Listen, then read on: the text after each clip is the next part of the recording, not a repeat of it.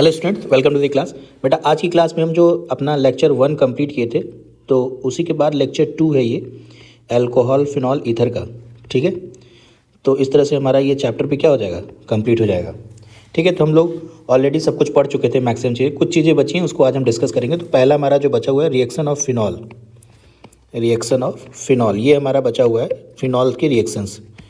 ठीक है, तो इसमें जो रिएक्शन है ना, बहुत इंपॉर्टेंट रिएक्शन है सारे, बहुत बार पूछा जाता है बोर्ड में। तो जैसे फिनॉल का रिएक्शन पहले आपको कराया गया डाइल्यूट HNO3 के साथ, HNO3 के साथ। तो इसमें दो प्रोडक्ट मिलता है।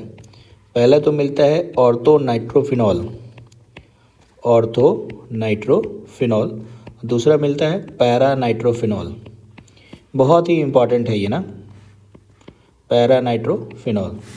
इसको हम लोग स्टीम डिस्टिलेशन करते हैं तो अलग अलग कर पाते हैं। ठीक है, स्टीम डिस्टिलेशन मेथड से क्या होता है, ये अलग अलग हो जाता है।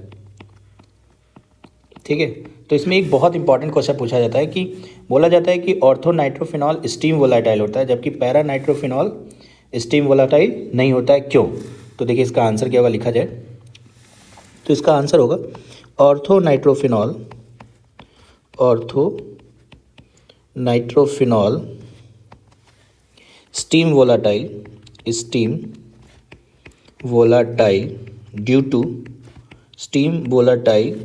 to intramolecular H bonding, H bonding होता है इसमें, इसलिए क्या होता है, स्टीम वोलाटाइल होता है। जबकि पैरा नाइट्रोफिनॉल में ये लेस वोलाटाइल होता है, क्यों? क्योंकि इसमें volatile due to intermolecular H bonding.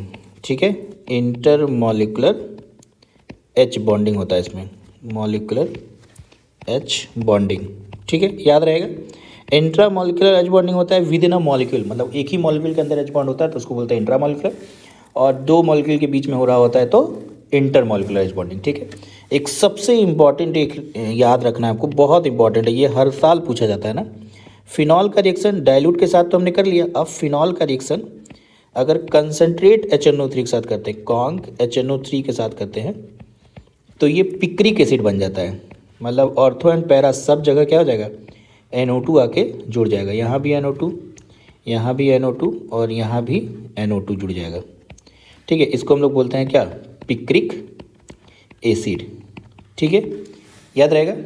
Next आगे बढ़ते हम लोग हेलोजिनेशन कराते हैं, हेलोजिनेशन रिएक्शन कराते हैं किसका, फिनॉल का।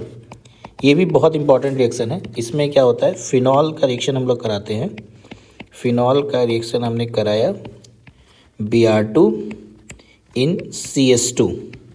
ठीक है, ये सॉल्वेंट है। तो बस आपको हमने बताया हुआ है कि जब भी आपको ऐसा कुछ दिखे Br2 तो आपको क्या करना है, बस पैरा पे जाके सिर्फ एक Br जोड़ना, ही नहीं कि Br2 को जोड़ दिए तो गड़बड़ हो जाएगा। ठीक है, अब अगर यहीं पर 3Br2 ले ले, तो अगर फिनॉल का रिएक्शन हम लोग कर दिए प्लस 3Br2, 3Br2 हो गया, 3 मोल्स, तब क्या होगा, ये हर जगह जाके जुड़ेगा, ऑर्थो एंड पैरा पे जाके जुड़ जाएगा। तो यहाँ पे OH रहेगा, यहाँ Br आके जुड़ जाएगा, यहाँ भी Br आके जुड़ेगा और यहाँ भी Br आके जुड़ेगा। तो इसका नाम है 2,4,6 ट्राईब्रोमोफिनॉल। ठीक है, फिनॉल IUPAC एक्सेप्टेड है, पता ही होगा आपको। ठीक है, ये आपको याद रखना है। ठीक है, बहुत इंपॉर्टेंट है ये भी और ये भी। चलिए आगे की तरफ हम लोग चलते हैं। इसमें जो नेम रिएक्शन है उसको देखते हैं ना। इसमें एक नेम रिएक्शन है कोलबेज रिएक्शन। वैसे हमने नेम रिएक्शन की ऑलरेडी एक वीडियो बना रखी है, उसमें कंप्लीट नेम रिएक्शन जितने आपके NCERT में सब लिख रखा है। ठीक है, तो कोलबे रिएक्शन क्या होता है, फिनॉल का रिएक्शन हम लोग कराते हैं। सबसे पहले हम लोग लेते हैं NaOH, उसके बाद CO2 के साथ कराते हैं और फिर H+ के साथ कराते हैं, तो ये सैलिसिलिक एसिड बना लेता है। ठीक है, हमने बताया था कि जब भी आपको CO2 दिखेगा तो यानी COH कहीं ना कहीं जाके जुड़ रहा होगा, तो ये OH हो जाता है और यहाँ पे COH जाके जुड़ जाता है। इसको बोलते हैं सैलिसिलिक एसिड। ठीक है, ये नेम रिएक्शन है कोलबे रिएक्शन। ठीक है, एक और नेम रिएक्शन है जो कि बहुत इंपॉर्टेंट है, रीमर टाइमन रिएक्शन, टाइमन रिएक्शन, ठीक है। बहुत इंपॉर्टेंट है ये, हर साल आता ही आता है कहीं ना कहीं। तो इसका क्या होता है, इसमें हम फिनॉल का रिएक्शन कराते हैं। हमने ले लिया फिनॉल और एरो पे हमने ले लिया इस बार, पहले बार में लिया हमने CHCl3 प्लस एक्वस NaOH। एक बार इस पे भी बोर्ड में पूछा गया है कि ये जो रिएजेंट होता है इससे कौन सा इलेक्ट्रोफाइल मिलता है, तो इससे जो इलेक्ट्रोफाइल मिलता है ना वो CCl2 मिलता है ना, इसको बोलते हैं कार्बीन। कार्बन एक बार ऑब्जेक्टिव में पूछा हुआ है ना बोर्ड में, याद रहेगा कि CHCl3 प्लस एक्वस NaOH से जो इलेक्ट्रोफाइल मिलता है वो कार्बीन मिलता है, ठीक है। और उसके बाद दूसरी बार इसमें H प्लस ले देते हैं इसको, तो ये हमारा सैलिसिल डिहाइड बन जाता है, ठीक है। यहाँ OH हो गया और यहाँ ऑर्थो पे ही जाके ये CHO लग जाता है, इसको बोलते हैं सैलिसिल डिहाइड, डिहाइड, ठीक है। याद रहेगा, बहुत इंपॉर्टेंट है। जनरली पूछ देता है कि जैसे ऐसे ही पूछ देगा फिनॉल से बनाइए सैलिसिल डिहाइड कैसे बनेगा कन्वर्जन्स में, ठीक है। चलिए और कुछ रिएक्शन देखा जाए। जैसे मान लीजिए फिनॉल का रिएक्शन जिंक डस्ट से कराते हैं, फिनॉल का रिएक्शन जिंक डस्ट से करा देते हैं तो ये बेंजीन बना लेता है। क्या बना लेगा, बेंजीन। उसके बाद एक और है, ये बहुत इंपॉर्टेंट है, ऑक्सीडेशन कराते हैं इसका, एक बार पूछा हुआ है। तो पहली बार में ले लिए हम Na2Cr2O7, ठीक है, और दूसरी बार में H2SO4 ले लिए, H प्लस कोई भी प्रोटिक सॉल्वेंट, तो ये हमारा बन जाता है double bond O, double bond O, इसको बोलते हैं बेंजोक्विनोन, बेंजोक्विनोन, ठीक है। बहुत इंपॉर्टेंट है, एक बार बोर्ड में पूछा हुआ है, ठीक है। फिनॉल का रिएक्शन इसके साथ कराने पे प्रोडक्ट क्या बनेगा, ठीक है। चलिए आगे की तरफ चलते हैं हम लोग। एक डेफिनेशन हमेशा पूछता है, डीनेचुरेशन ऑफ अल्कोहल क्या होता है, डीनेचुरेशन ऑफ अल्कोहल क्या होता है, ये बहुत बार पूछा हुआ है। एक बार ऑब्जेक्टिव में पूछा हुआ है, एक बार ऐसे डेफिनेशन पूछ लिया था। तो लिखिए, the commercial alcohol, the commercial alcohol, alcohol is made unfit, is made unfit for drinking, unfit for drinking, unfit for drinking by mixing it, by mixing in it some copper sulfate, some copper sulfate, some copper sulfate। ये क्या करता है, इस copper sulphate to give it colour, colour दे देता है उसको, to give it colour, ठीक है। एंड पीरिडीन, एंड पीरिडीन, ठीक है। ये मिक्स करते हैं, ये क्या करता है, फाउल स्मेल दे देता है, फाउल स्मेल, ठीक है। तो इसी को बोलते हैं डीनेचुरेशन ऑफ अल्कोहल, याद रहेगा। बोला the commercial alcohol is made unfit for drinking by mixing in it some copper sulphate and pyridine, ठीक है, याद रहेगा। चलिए एक और है, जैसे CH3OH है, इसको जानते ही होंगे आप लोग, इसको क्या बोलते हैं, इसको बोलते हैं मीथेनॉल। क्या बोलते हैं इसको, मीथेनॉल, IPC नेम है इसका। इसी को एक और नाम से जानते हैं, वुड स्पिरिट, वुड स्पिरिट, ठीक है, याद रहेगा। इसको बनाते कैसे हैं, तो इसको बनाते हैं, वाटर गैस होता है CO+2H2, CO+2H2 का रिएक्शन हम लोग कराते हैं ZnO प्लस Cr2O3, 200 से 300 ATM लेते हैं प्रेशर, और उसके बाद 573 से 673 केल्विन क्या लेते हैं, टेम्परेचर लेते हैं, तो ये CH3OH बन जाता है। एक बार जेईई में पूछा हुआ था, इसको बोलते हैं जोन्स रिएजेंट। कौन सा रिएजेंट, जोन्स रिएजेंट, ठीक है। आई होप आपको मेरी बात समझ में आ रही होगी। चलिए आगे बढ़ते हैं हम लोग। Preparation of ether, preparation of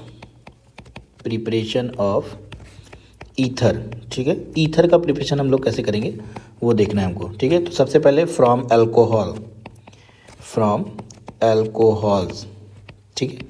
ये बात याद रखना है, बहुत इंपॉर्टेंट ये टॉपिक है, बहुत इंपॉर्टेंट टॉपिक है। क्या होता है कि CH3CH2OH है, मान लीजिए आप इथेनॉल ले लिए, ठीक है। इसका रिएक्शन आपने कराया, H2SO4 ले लो या H3PO4 कुछ भी ले लो, टेम्परेचर आपने लिया 443 केल्विन। तो ये आपका एल्कीन बन जाता है, CH2 double bond CH2।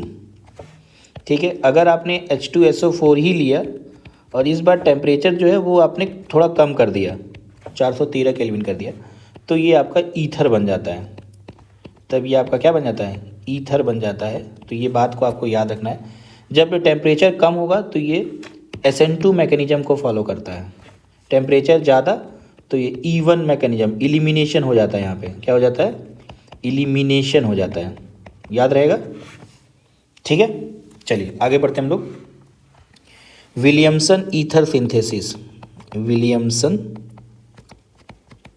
Ether synthesis, ये भी बहुत पूछा जाता है, बोर्ड में बहुत बार आया है।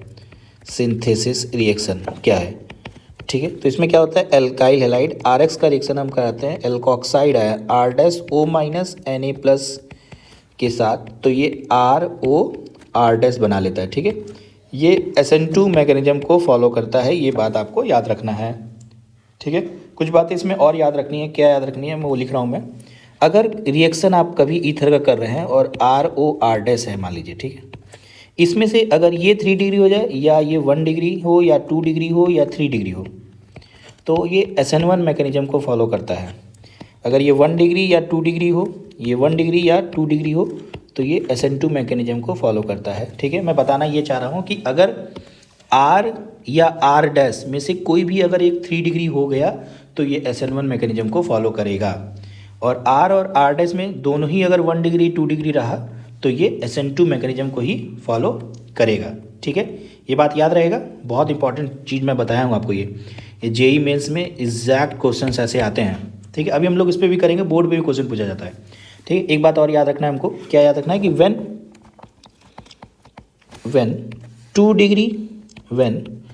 डिग्री और 3 degree alkyl halide, when 2 degree और 3 degree alkyl halide follow elimination reaction, follow elimination reaction. ठीक है, याद रहेगा, मतलब अगर 2 डिग्री या 3 डिग्री एल्काइल हैलाइड है तो आपका एल्कीन बनेगा, ये बात आपको याद रखना है। अगर 1 डिग्री एल्काइल हैलाइड है, अगर 1 डिग्री एल्काइल हैलाइड है तो आपका ईथर फॉर्म्ड होगा। ठीक है, याद रहेगा, 1 डिग्री एल्काइल हैलाइड है तो आपका ईथर फॉर्म्ड हो जाएगा। ठीक है, चलिए आगे की तरफ हम लोग बढ़ते हैं अब। ठीक है, तो अब इसके बाद हमारा एक क्वेश्चन कर लेते हैं, जैसे हम क्वेश्चन कहना क्या चाह रहे हैं। जैसे मान लीजिए ये CH3 और उसके बाद ये OCH3 और इसका रिएक्शन हम लोग करा रहे हैं HI के साथ, तो प्रोडक्ट क्या बनेगा। ठीक है, तो देखिए हमने बताया था कि ये R मान लीजिए इसको, ये मान लीजिए पूरे को R' मान सकते हैं, ये R' हो गया, R हो गया। तो हमने बताया कि अगर R और R' में से कोई भी अगर 3 डिग्री हो गया तो हमको क्या करना है, SN1 मैकेनिज्म फॉलो करना है। SN1 मैकेनिज्म मतलब कार्बोकटायन बनेगा, तो कार्बोकटायन बनेगा तो ये वाला बॉन्ड टूटेगा हमारा। तो अब क्वेश्चन उठता है कि ये किधर टूटेगा, तो कार्बन यहाँ पॉजिटिव चार्ज आएगा तो क्या होगा, ये ज़्यादा स्टेबल होगा, क्यों 3 डिग्री हो जाएगा, यानी ये बॉन्ड हमारा कुछ ऐसे टूट जाएगा। तो यहाँ माइनस चार्ज आ जाएगा और यहाँ हमारा आ जाएगा पॉजिटिव चार्ज, तो इसी पॉजिटिव वाले चार्ज से माइनस क्या होगा, जाके जुड़ जाएगा। तो प्रोडक्ट हमारा कुछ ऐसा बन जाएगा, CH3 यहाँ पे I लग जाएगा, और दूसरा क्या बन जाएगा, CH3OH बन जाएगा। ठीक है, समझ में आ रही मेरी बात। तो यही चीज़ मैं बोल रहा था कि R और R' में से कोई 3 डिग्री हो गया तो वो SN1 मैकेनिज्म फॉलो करेगा, तो वहाँ पे SN1 ही कराना है हमको, कार्बोकटायन मोस्ट स्टेबल कार्बोकटायन बनाना है, और जहाँ कार्बोकटायन बना उसी से I माइनस जाके क्या होगा, चिपक गया बस। ठीक है, चलिए आगे बढ़ते हैं हम लोग। हेलोजिनेशन कराते हैं हम लोग, ठीक, हेलोजिनेशन रिएक्शन करते हैं किसका, एनीसोल का, हेलोजिनेशन। ठीक है, एनीसोल का फॉर्मूला हमने ऑलरेडी बता रखा है आपको, बेंजीन के ऊपर OCH3 जोड़ दो, बेंजीन के ऊपर OCH3, इसका हेलोजिनेशन कराना सिंपल है, Br2 इन इथेनोइक एसिड, Br2 इन इथेनोइक एसिड, सिंपल है। जब भी आपका ऐसा क्वेश्चन है तो आपको क्या करना है, किसी को कोई डिस्टर्बेंस नहीं करना है, आपको बस ऐसे लिखना है और पैरा पे जाके सिर्फ Br जोड़ना है, बस पैरा पे। ठीक है, अब एक और है, ये ऑलरेडी हम लोग पढ़े हैं, ऐसे बोलता है, इसका आता है question, alkylation reaction of anisole, Friedel Crafts alkylation reaction anisole का, एक बार पूछा हुआ, बहुत बार पूछा हुआ है। तो एल्काइलेशन में क्या करते हैं, CH3Cl लेते हैं और एनहाइड्रस AlCl3 लेते हैं। तो हमने बताया कि यहाँ से क्या होता है, ये जो CH3 है यही जाके क्या होता है, पैरा पे जुड़ जाता है। तो बस सिंपल है, आपको क्या करना है, यहाँ पे OCH3 लिखना है और यहाँ पे जाके CH3 को जोड़ देना है। एक और होता है फ्रीडल क्राफ्ट एसाइलेशन रिएक्शन, तो उसमें हम लोग लेते हैं क्या, CH3 C double bond O Cl और एनहाइड्रस AlCl3, यही हमारा इस रिएक्शन का नाम है Friedel Crafts acylation reaction of anisole. तो इसमें क्या होगा, इसमें आपका हो जाएगा ऐसे कुछ बन जाएगा, जो है वैसे ही रहेगा, OCH3 ऐसे ही रहेगा, बस पैरा पे जाके पता ही आपको, ये माइनस इधर टूटेगा तो ये C डबल बॉन्ड O और यहाँ CH3 जुड़ जाएगा, बस ठीक है, याद रहेगा। चलिए एक और देख लेते हैं हम लोग, एनीसोल का नाइट्रेशन करते हैं हम लोग। ये OCH3 है, ठीक है, नाइट्रेशन, यहाँ पे HNO3 ले लिया और यहाँ H2SO4। तो आपको याद रखना, ये हमने ऑलरेडी सब कुछ बता रखा है, हेलो एल्केन वाले चैप्टर में भी बताया हुआ है कि जब भी आपको ये दिखेगा तो आपको ये समझना है कि NO2 जाके जुड़ेगा, तो कहाँ जुड़ेगा, पैरा पे जुड़ेगा, बस ये आपको याद रखना है। NO2 प्लस यहाँ से आएगा और NO2 जाके पैरा पे क्या हो जाएगा, जुड़ जाएगा, NO2 ऐसे करके, ठीक है। तो आई होप आपको मेरी बात समझ में आ रही होगी। तो इतने सारे जो ये रिएक्शंस है ना, ये रिएक्शंस आपको याद रखना है, ये सारे रिएक्शंस क्या है, ये बहुत इंपॉर्टेंट है, ठीक है। चलिए कुछ क्वेश्चंस हम कर लेते हैं, एक दो क्वेश्चन, उसके बाद ये हमारा चैप्टर कंप्लीट है। तो जैसे मान लीजिए आपको ऐसे लिखा हुआ है कि बेंजीन है और यहाँ CH2O, फिर उसके बाद यहाँ पे ये बेंजीन है ऐसे करके, ठीक है। बोला इसको HI के साथ हीट कर रहे हैं, HI के साथ हीट कर रहे हैं तो प्रोडक्ट क्या बनेगा। अब इसको थोड़ा सा सोचिए आप। तो देखिए क्या होगा कि हमने देखा है कि यहाँ पे SN1 मैकेनिज्म हम कराएंगे, क्यों, क्योंकि हमको कार्बोकैटायन यहाँ पे स्टेबल मिल जाएगा। अगर हम इस बॉन्ड को ऐसे तोड़ देते हैं तो यहाँ माइनस होगा और यहाँ पॉजिटिव चार्ज होगा। तो देखो ये बेंजाइलिक कार्बोकैटायन है कि नहीं है, ये हमारा बेंजाइलिक कार्बोकैटायन है ना। बेंजाइलिक कार्बोकैटायन अगर हमारा बन गया तो अब हमको क्या करना है, यहाँ बस I वाला जोड़ देना, बस सिंपल है। तो यानी हमारा यहाँ से प्रोडक्ट क्या बनेगा, यहाँ पे CH2I बन जाएगा, CH2I, और दूसरे वाले में हमारा क्या बन जाएगा, दूसरे वाले में ये हमारा बस H बचा तो वहाँ जाके फिनॉल बन जाएगा, ठीक है। तो सिंपल क्वेश्चन है, ऐसे क्वेश्चन बोर्ड में बहुत पूछे जाते हैं। तो देखो बेटा, ये हमारा अल्कोहल फिनॉल ईथर खत्म हो चुका है पूरी तरह से। इतना चीज़ अगर आप पढ़ लोगे तो आपसे सारे क्वेश्चन हो जाएंगे। नेक्स्ट वीडियो में जब हम आएंगे तो आपको जो प्रीवियस ईयर क्वेश्चन आए हुए हैं वो सारे क्वेश्चन हम आपको करवाएंगे, ठीक है। तब तक के लिए थैंक यू सो मच बेटा।